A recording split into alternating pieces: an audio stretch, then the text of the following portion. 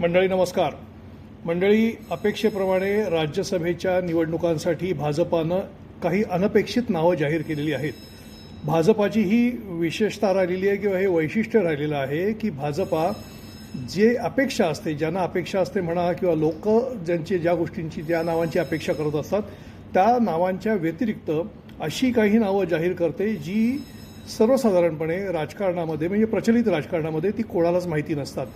राज्यसभेसाठी आत्तापर्यंत भाजपानं गेल्या काही वर्षामध्ये जी नावं जाहीर केली होती त्यातली नावं आपल्याला लक्षात घेतली तर तुम्ही विदर्भातले डॉक्टर विकास महात्मे असतील, पश्चिम महाराष्ट्रातले अमर साबळे असतील, मराठवाड्यामधले अजित गोपछडे असतील, ही नावं कोणाला माहिती होती? म्हणजे जे अनेक वर्ष राजकारण करतात, आमच्यासारखे लोक जे राजकीय पत्रकारिता करतात, ह्यांना देखील ही नावं माहिती नव्हती.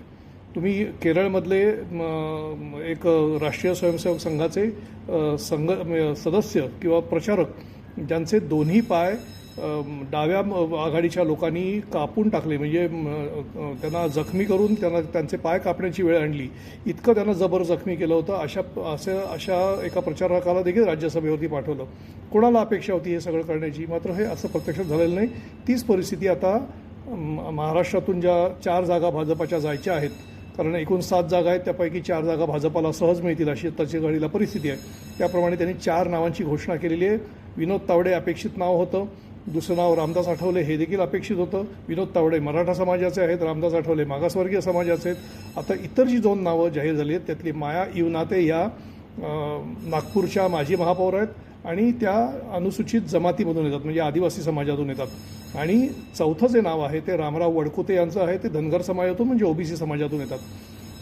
राजकारणामध्ये सोशल इंजिनिअरिंग किंवा सामाजिक समरसता नावाचा जो काय भाजपाचा प्रचलित शब्द आहे, हा जो साधण्याचा जो भाजपाचा प्रकार आहे किंवा जो एकंदरीत प्रयत्न जो आहे तो आपल्याला यातून पाहायला मिळतो आहे.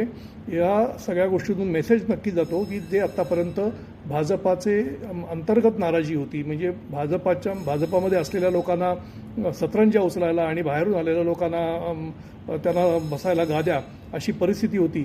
मात्र अशी परिस्थिती भाजपानं वारंवार टाळताना दिसलेली आहे. मागे मेधा कुलकर्णींचा विषय झाला, आता ही जी 2 नावं आहेत ती नावं झाली.